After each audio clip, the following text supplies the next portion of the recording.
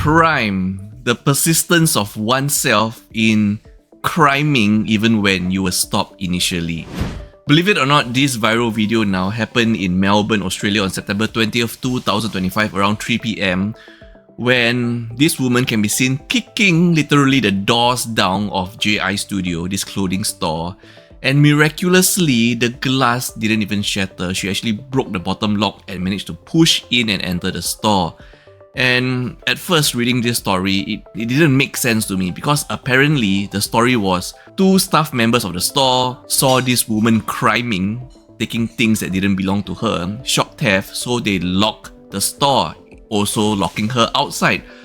But this woman was so insistent on continuing criming, she literally, without a better word, kicked the door down, and it was a glass door. And check out that back kick, okay?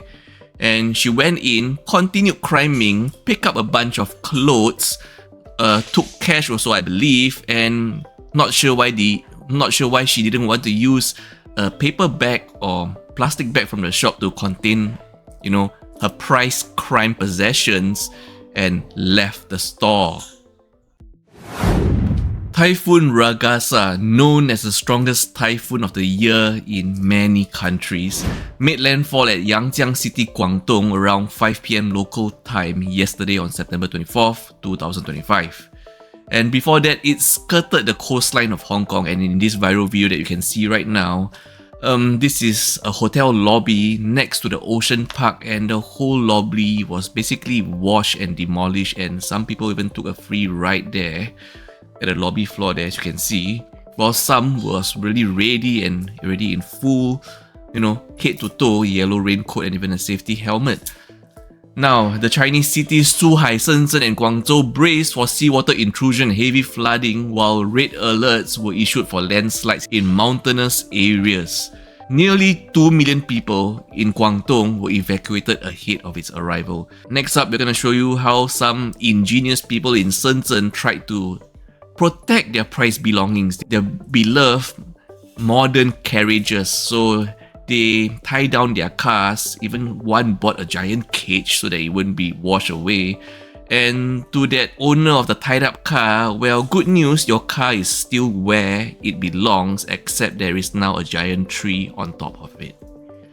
Before Ragasa made its way into skirting Hong Kong coastline into Guangdong, it was in Taiwan the day before, on the 23rd of September, where sadly at least 17 people were unalive and many more remain missing in Hualien County, Taiwan. Ragasa caused the burst of a barrier lake and releasing an estimated 15.4 million tons of water. Crime, the man with no social boundaries. So this man right here that you can clearly see is probably having a pretty big smile behind the face mask he's wearing, actually went to pinch the cheeks of a female customer at a grocery store even after she reprimanded him. And by the way, I'm talking about facial cheeks, not the cheeks of the lower part of the body. So what happened on September 5th, 2025 at 4 p.m, mind you. So there is no excuse him saying like, sorry, maybe I was intoxicated, I mistook you for a friend. No.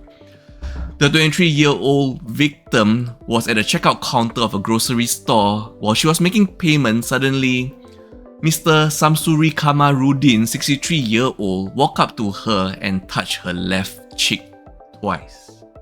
She was shocked. The victim was shocked and reprimanded Mr. Kamarudin here. I don't know, did he have some kind of difficulty understanding social cues or even body language? And he actually went and touched and pinched her cheeks this time. The victim was left traumatized and now, after this incident, became afraid to go to work. Nobody can really blame her. So on September 22nd, 2025, at the magistrate court, Samsuri pleaded guilty to the charge of intending to outrage the woman's modesty. And let me know if you think he got off lightly, because he was fined 2,500 ringgit, which is about 600 USD. And the judge told him, if you don't pay the fine, you'll be going to jail for 6 months. which means he's basically paying about 100 USD per month for 6 months to avoid going to jail. Not surprisingly, Sam Suri paid the fine immediately, okay? Crime, please keep your hands to yourselves.